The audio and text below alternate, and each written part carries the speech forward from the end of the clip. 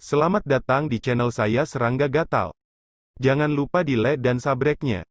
Oke, kita mulai. Malam.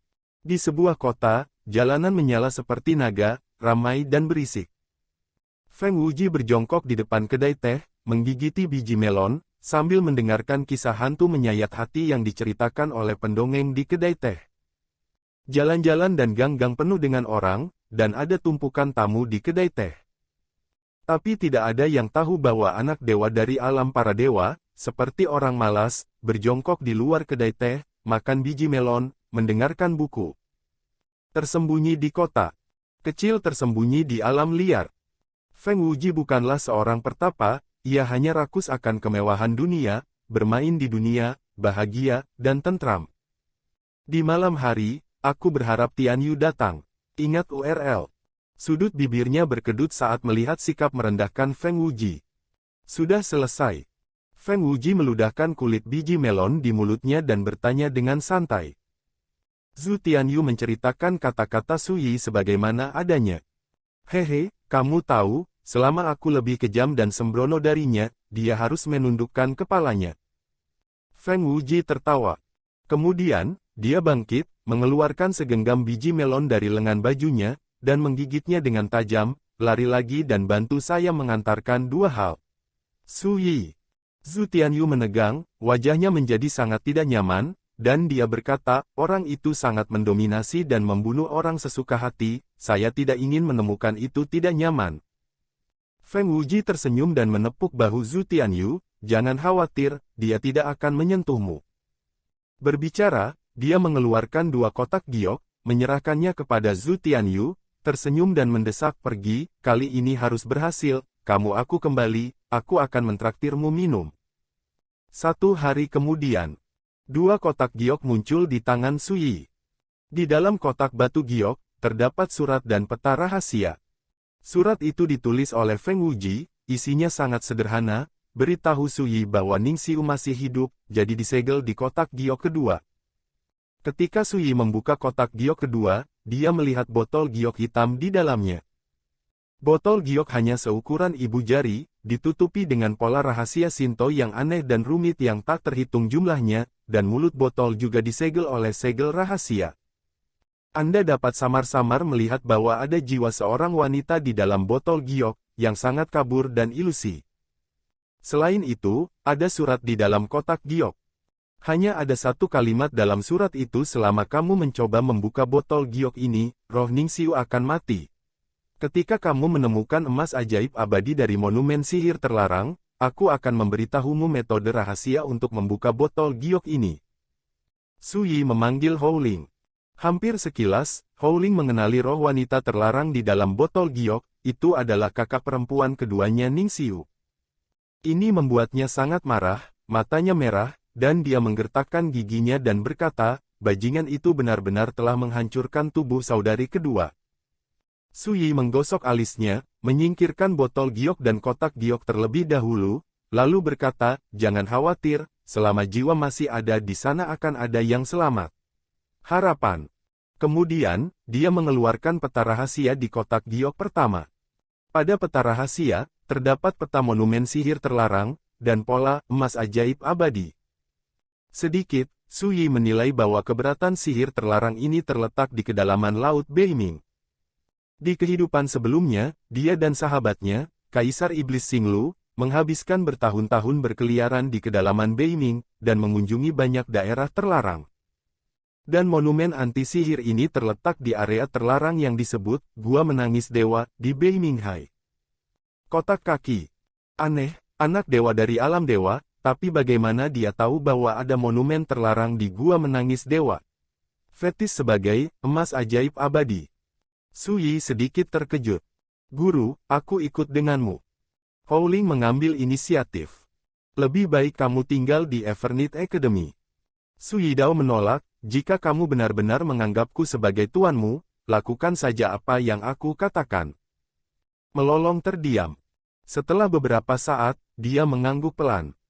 Setelah Howling Feng pergi, Su Yi memikirkannya, mengeluarkan jimat rahasia, mengirim surat kepada Sining, dan menanyakan tentang Feng Wuji. Perlu disebutkan bahwa dia tidak berbicara tentang dendam dengan Feng Wuji untuk menghindari kekhawatiran Xining. Segera, Xining menjawab. Feng Wuji, salah satu dari 6 dewa iblis di wilayah ilahi, keturunan dewa iblis Rahu, iblis yang tak tertandingi di antara anak-anak para dewa. Pria kejam yang tak tertandingi dengan temperamen gila dan kejam serta kekuatan tempur yang menakutkan. Bahkan beberapa dewa pun tidak berdaya. Alasannya sangat sederhana, didukung oleh keberadaan Tuhan para dewa yang menakutkan seperti Rahu Demon God. Di alam para dewa, Feng Wuji bergelar The Demon Emperor of Confusion. Kekuatan-kekuatan tempur orang ini sudah menjadi milik keberadaan teratas dalam tatanan Taixuan. Di akhir surat, Xining bertanya kepada Sui dengan penuh perhatian apakah dia memiliki dendam terhadap Feng Wuji. Jika demikian, biarkan dia berhati-hati. Sui berpikir sejenak, dan menjawab, ini masalah kecil, tidak perlu khawatir, tidak perlu khawatir. Pada hari itu, Sui berangkat sendirian, meninggalkan Bailuzu, dan menuju Beiminghai. Bumi yang lama ditinggalkan. Di tengah pegunungan yang sepi dan sepi, langit dan bumi tampak gelap. Di dekat celah gunung, Xining mengerutkan kening saat menerima jawaban Sui. Anin, ada apa? Luo Tian semua bertanya di satu sisi. Orang gila Feng Wuji juga telah datang ke negeri dongeng. Xining berkata pelan.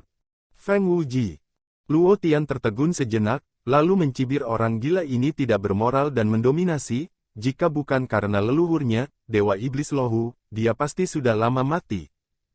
Berbicara, dia menyadari ada sesuatu yang salah. Aning, aku ingat kamu dan Feng Wuji ini tidak memiliki festival. Mengapa kamu membicarakannya? Tidak menunggu Xining menjawab, Luo Tian menebak jawabannya dan menghela nafas, sepertinya pria bermarga Su itu dalam masalah lagi. Dia merasa masam. Bagaimana Sui bisa membuat Aning begitu peduli? Rekan Taois Su bukanlah orang yang menyebabkan masalah.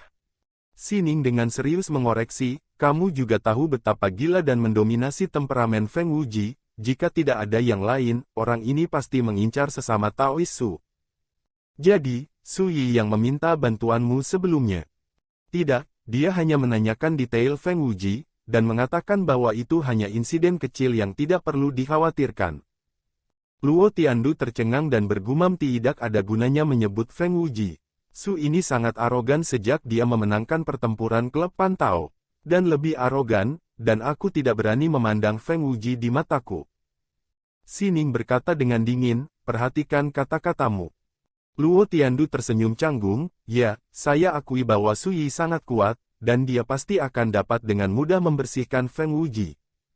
Xining berkata dengan nada dingin, kamu kurang yin dan yang, jika hanya ada satu Feng Wuji, itu ditakdirkan untuk tidak berdaya bagi Taois Su. Saya khawatir pertandingan melawan Daois Su ini bermasalah, apakah akan ada lagi pembunuhan? Tidak, saya melewatkan pertemuan pantau terakhir. Kali ini, Dao Yousu tidak boleh sendirian. Dia berdiri, aku akan melihat Akademi Evernit. Suara itu masih bergema, dan dia telah hanyut. Bagus sekali. Luo Tiandu terlihat mendung beberapa saat, dan jantungnya terasa seperti toples cuka yang terbalik, yang sangat tidak nyaman. Tapi pada akhirnya, dia mengambil napas dalam-dalam dan mengejarnya, Aning, tunggu, aku bersamamu. Xining tidak menoleh ke belakang, dan berkata, apakah kamu tidak ingin berbagi hidup dan mati ketika kamu bertemu sesama Taois Su? Kamu harus tinggal di sini dan tunggu. Luo Tiandu tampak serius, dengan kemauan untuk keluar, Aning, demi suasana hatimu, aku bisa bersembunyi dulu dan menghindari melihatnya. Xining. 3 hari kemudian. Di kedalaman Laut Beiming, di dunia yang hancur dan hancur, kekuatan waktu dan ruang mengamuk seperti badai, dan langit terkoyak tak terhitung jumlahnya jurang besar yang mengejutkan. Yang terbesar adalah jurang dengan kisaran 10.000 zang, seperti mulut besar di langit. Ada pintu masuk ke salah satu tempat terlarang paling misterius di Beiminghai, Gua Menangis Sen. Dunia ini merusak ruang dan waktu. Di kejauhan, ketika sosok Sui muncul, dia melihat sosok menunggu di sana di dunia yang kacau dan runtuh. Berpakaian jas hitam panjang, dengan rambut panjangnya yang acak-acakan disanggul, wajahnya bersudut, dia duduk di atas batu dengan kaki bersilang dan makan biji melon. Kulit biji melon ditumpuk di bawah kakiku. Di atas kepalanya, terdapat gambar dao yang tersuspensi menetes, hitam putih, berselang-seling bening dan keruh, berasal dari pemandangan misterius yang tak berujung dan tak berujung. Kabut kacau yang mengepul menggantung dari peta jalan, menutupi sekeliling pria berbaju hitam, dan juga menghalangi kekuatan badai ruang dan waktu yang mengamuk di dunia ini. Keempat, buku sebab akibat bersemangat, saya tidak menyangka akan bertemu pria ini di sini. Tentu saja itu adalah peta 2 meter dari salah satu dari 9 rahasia kekacauan. Di gurun besar, Li Fuyu memberikan harta ini kepada murid keduanya Ning Xiu. Setelah Li Fuyu meninggalkan negeri dongeng, Ning Xiu juga membawa harta kekacauan ini, pergi ke atas sungai Changyuan dan mengikuti jejak guru Li Fuyu. Dan sekarang, harta ini muncul di tangan pria berpakaian hitam itu. Tapi sesama Taoisu, kamu akhirnya di sini. Aku sudah lama menunggumu di sini. Pria berpakaian hitam itu tersenyum dan bangkit dari batu dengan senyum cerah, memegang segenggam biji melon di tangannya, mengunyah. Feng Wuji. Dari kejauhan, Su Yi datang dan menatap pria berpakaian hitam itu dengan acuh tak acuh. Ini kamu. Wajah Feng Wuji penuh dengan senyuman, seolah melihat seorang teman lama, jangan tersinggung memperdagangkan nyawa Ning Xiu denganmu sebelumnya. Omong-omong, Anda harus berterima kasih kepada saya, lagi pula, jika bukan karena saya, bagaimana Anda bisa melihat Ning Xiu dengan mudah? Su Yi berkata, kamu menunggu di sini hanya untuk mengatakan ini. Feng Wuji tersenyum dan menggelengkan kepalanya. Aku terlalu tidak sabar, sangat ingin mendapatkan Immortal Magic Gold sesegera mungkin, dan omong-omong, aku juga melihat sikap rekan Daoisu. Lihat, itu memang jauh dari sebanding dengan hal-hal vulgar itu. Itu adalah pintu masuk ke monumen sihir terlarang. Selama kamu mengeluarkan emas ajaib yang abadi, aku berjanji untuk segera. Sebelum dia selesai berbicara, nyanyian pedang tiba-tiba terdengar. Suara Feng Wuji berhenti tiba-tiba saat lantunan pedang berbunyi. Dari sudut matanya, dia melihat sekilas pedang terbang setinggi 6 inci di atas kepala Su Yi. Tidak menunggu tanggapannya. Ledakan. Menggantung di langit di atas kepalanya, energi pedang yang kacau menyapu, dan kedua instrumen itu bergetar hebat dan penyok. Feng Wuji dipukul dan sosoknya bergetar hebat. Dia mendengus dingin, cahaya iblis hitam yang menakutkan melonjak dari tubuhnya, mengangkat tangannya ke langit, dan mencoba yang terbaik untuk mendesak kedua instrumen itu. Harta rahasia Chaos peringkat keempat ini mengalir melalui kabut yang kacau, melepaskan kekuatan yang menakutkan, dan melarutkan pedang itu dalam satu gerakan. Tidak heran buku sebab akibat mengatakan bahwa, dalam hal pertahanan, kedua instrumen itu adalah yang paling penting di antara 9 rahasia kekacauan. Su Yi terkejut. Dia menembak dengan pedang yang cukup dekat untuk mengguncang lawan. Namun akhirnya terhalang 2 meter. Su Yi, aku tidak menyangka orang-orang sepertimu akan menyelinap menyerang. Feng Wuji menghela nafas. Ini lebih baik daripada mengancam nyawa seseorang. Dengan suara tenang, Su Yi menembak lagi. Dentang. Dia menjulur ke depan, dan pedang itu ditebas terus-menerus, satu demi satu energi pedang kacau turun dari langit, menebas ke arah Feng Wuji dengan padat. Tabrakan yang memekakkan telinga meraung. Su Yi dan Feng Wuji bertarung sengit. Namun, situasi di antara keduanya sangat berbeda. Serangan Su Yi seperti angin, dengan dampak yang kuat, energi pedang yang padat menembus langit dan tanah, dan kedua instrumen itu bergetar hebat, dan dengungan dilanjutkan. Feng Wuji sangat pasif. Seperti bersembunyi di cangkang penyu, hanya bisa diselesaikan secara pasif. Selain itu, setiap kali kedua instrumen dibombardir, dia akan terpengaruh, menyebabkan seluruh tubuhnya bergejolak dengan ki dan darah, dan dia sangat tidak nyaman sehingga dia akan batuk darah. Nama keluarga Su, jika kamu tidak berhenti, jangan salahkan aku. Feng Wuji berteriak keras, dengan sedikit kegilaan di matanya. Su Yi mengabaikannya. Sambil mendesak pedang, dia bahkan lebih kasar, membawa buku karma dan menghancurkannya di kedua instrumen, menghancurkan 2 instrumen, saya tidak tahan lagi. Tu Laozi, kamu harus cepat-cepat bersembunyi. Tidak peduli seberapa bagus kamu, bagaimana kamu bisa menjadi lawan Jian Laosan. Ada juga yang bermarga Su, yang penuh dengan kekeras-kepalaan. Sekuat apapun pertahananmu, dia akan menahanmu dari makan dan berjalan. Cepat. Sudahkah kamu mengenali tuanmu dan disempurnakan oleh orang itu? Buku Karma dengan cemas mendesak, memicu kekuatan karma merah karma, dan terus-menerus mencoba berkomunikasi dengan dua grafik. Tapi tidak ada tanggapan. Cukup. Tiba-tiba Feng Wuji mabuk berat, wajah yang tadinya tersenyum cerah menjadi murung, berani pakai benda asing, dan aku perang. Dia sangat tertekan, berpikir bahwa dia ditekan oleh Su Yi dalam konfrontasi harta. Su Yi langsung berhenti. Feng Wuji mencibir dan berkata, jika aku membunuhmu sekarang, siapa yang akan menemukan emas ajaib abadi untukku?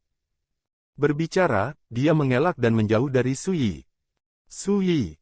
Dia tidak menyangka bahwa Feng Wuji, seorang pria tak tertandingi dan kejam seperti Raja Iblis yang kacau, akan menarik kembali kata-katanya.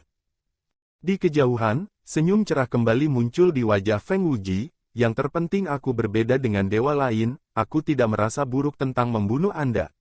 Menarik, tentu saja, jika Anda harus mencari pelecehan, setelah Anda mengeluarkan emas ajaib abadi dari monumen sihir terlarang, saya berjanji untuk membiarkan Anda melakukan apa yang Anda inginkan. Bayar. Su Yi berkata dengan acuh tak acuh seorang pria bertingkah seperti laki-laki, tetapi kamu berubah-ubah dan berbicara seperti kentut. Sekarang, aku tidak bisa mempercayai karaktermu. Feng Wuji tampak tidak yakin. Pada saat ini, Su Yi berkata, beri aku metode rahasia membuka segel botol giok, aku bisa berjanji untuk pergi ke monumen terlarang. Feng Wuji mencibir, kamu pikir aku akan percaya? Su Yi berkata tanah peri ini, bahkan jika membenciku sampai ke tulang, tidak akan pernah ada hubungannya denganku dalam kata-kata, kata harus dipraktekkan tuduhan, jika Anda telah menanyakan tentang perbuatan yang berhubungan dengan saya, Anda harus tahu ini. Feng Wuji terdiam. Setelah beberapa saat, dia tiba-tiba menghela nafas aku harus mengatakan, aku percaya pada kejahatanmu. Mengangkat tangannya dan melemparkan, sepotong batu giok keluar, dan menyerahkannya kepada Su Yi di udara, rahasianya ada di dalamnya, kamu bisa membukanya sekarang. Su Yi memandang Feng Wuji dalam-dalam dan berkata, kamu seharusnya senang bahwa kamu tidak menganggap Ning Xiu sebagai ancaman kali ini, tetapi memilih untuk menyerah. Di atas batu giok itu. Berbicara, dia berbalik dan menyapu celah besar di bawah langit di kejauhan. Feng Wuji mau tak mau berkata, mengapa kamu tidak melihat slip batu giok itu? Kamu tidak berani membohongiku, kecuali kamu tidak menginginkan emas abadi. Suara itu masih bergema, dan sosok Su Yi telah menghilang. Feng Wuji membeku di sana. Matanya berkilat-kilat, seolah-olah sedang menghadapi masalah besar. Sampai lama, dia diam-diam mengeluarkan segenggam biji melon dan mulai makan, tetapi dia jelas sedikit gelisah, dan makan biji melon tidak begitu rapi. Benar saja, para leluhur mengatakannya dengan baik, bahkan jika Su Yi ini adalah reinkarnasi dari Master Pedang Lingsu Li Fuyu, gayanya jauh dari sebanding dengan siapapun. Feng Wuji bergumam dalam hatinya. Dalam benak saya, mau tak mau saya memikirkan kata-kata leluhur saya, ketika Anda bertemu dengan reinkarnasi Li Fuyu, Anda harus berhati-hati dan berhati-hati, dan Anda harus berhati-hati. Lebih baik diam daripada bertindak gegabah. Dan sejauh yang Feng Wuji ketahui, dahulu kala, para leluhur menderita kerugian besar di bawah Li Fuyu. Meninggalkan pelajaran menyakitkan yang tak bisa digoyahkan dalam hidup ini. Gua menangis Sen. Area terlarang berbahaya yang tidak diketahui. Sebelum era kejatuhan abadi, Wang Ye telah melintasi tempat ini, tetapi dia dihalangi oleh kekuatan terlarang yang menakutkan dan harus mundur. Menurut pernyataan Feng Wuji, monumen ajaib terlarang dengan emas ajaib abadi ini terletak di Gua Menangis Dewa. Kenapa tempat ini seperti pesawat yang terisolasi dari dunia peri, dan seperti gurun yang ditinggalkan oleh surga? Saat memasuki God Weeping Cave, apa yang tampak di bidang penglihatan Su Yi adalah dunia-dunia yang bobrok dan layu, penuh dengan kehancuran dan penipisan. Tidak ada kehidupan. Melihat ke sekeliling, bahkan kubah langit tampaknya telah runtuh sejak lama, mencerminkan langit berbintang abu-abu seperti kekosongan, dengan meteorit berbentuk aneh yang tak terhitung jumlahnya mengambang di dalamnya. Debu mengamuk di tanah, merengek seperti hantu. Hal yang paling mengejutkan bagi Sui adalah di sini, dia tidak bisa merasakan kekuatan apapun dari aturan dunia abadi.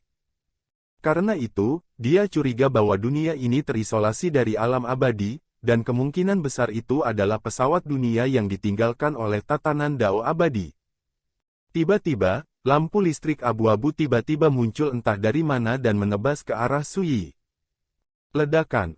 Sui menembak untuk menyelesaikan, tidak pernah berpikir bahwa petir abu-abu ini sangat aneh dan menakutkan, langsung menembus telapak tangannya, dan bahkan pelindung tubuhnya dengan mudah dibuka.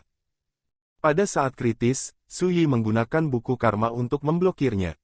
Petir abu-abu pecah, dan kilat menyambar. Kausalitas.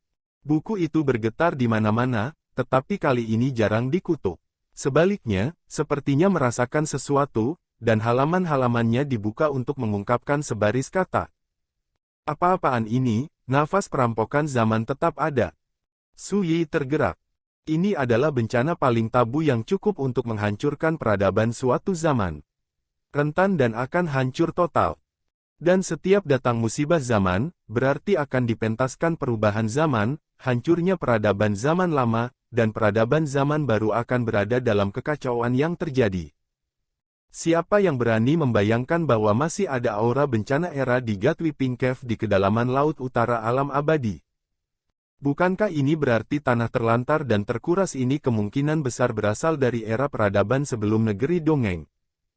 Buku sebab akibat jelas ngeri dan memprihatinkan. Itu hanya helaan nafas yang tidak berarti. Jika itu adalah bencana yang sebenarnya di zaman itu, barusan, kamu akan pergi. Sui berkata dengan santai. Saat dia mengatakan itu, hatinya juga kagum.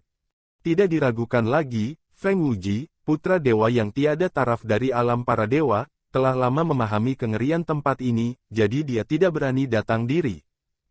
Memikirkan hal ini, Sui tiba-tiba tergerak hatinya. Karena ini masalahnya, bagaimana Feng Wuji bisa yakin bahwa setelah memasuki tempat ini, dia dapat membantunya menemukan emas ajaib yang abadi? Apakah karena kekuatan reinkarnasi? Atau karena dua harta karun yang kacau, pedang dan kitab karma? Sambil memikirkannya, Sui sudah mulai bergerak menuju kedalaman dunia yang terkuras ini. Seluruh jalan mati, dingin, dan sunyi. Selain itu, tidak ada kekuatan tatanan abadi, suasana hati orang sangat tertekan, dan tekanan meningkat tajam. Perhatikan bahwa tidak ada aturan Zousu yang abadi, yang berarti tidak mungkin menggunakan kekuatan Zousu untuk penggunaan Anda sendiri. Begitu jalannya habis, seperti ikan yang kehabisan air, ia akan mengering dan mati. Namun, Sui membawa banyak ramuan padanya, jadi dia tidak khawatir tentang ini dalam waktu singkat. Tetapi jika Anda terjebak di sini untuk waktu yang lama, konsekuensinya benar-benar malapetaka. Tembak. Setelah menempuh perjalanan kurang dari setengah jam, di kejauhan, variabel tiba-tiba muncul lagi. Kali ini, ada lebih dari selusin petir abu-abu, beberapa sepanjang beberapa kaki, dan beberapa sepanjang puluhan kaki, semuanya dipenuhi dengan tabu dan pencegah kilau. Begitu mereka muncul, mereka semua bergegas menuju Sui. Buku sebab akibat terbang kaget dan mencoba melarikan diri. Pada akhirnya, Sui meraihnya dengan kuat dan menggunakannya sebagai perisai. Ledakan. Lebih dari 10 sambaran petir abu-abu langsung tertutup. Saya melihat bahwa kilat ini terus-menerus berjuang dan mengalir, dan aura terlarang yang mereka keluarkan mengganggu seluruh lautan penderitaan, dan hampir terkoyak. Tetapi pada akhirnya, petir abu-abu ini gagal untuk melepaskan diri, dan dimusnahkan oleh kekuatan reinkarnasi yang terkandung dalam lautan penderitaan yang luas. Nafas bencana zaman bisa dilenyapkan dengan reinkarnasi. Buku sebab dan akibat tercengang. Mata Sui juga menunjukkan kecemerlangan. Sekian dulu dari Mimin. Terima kasih.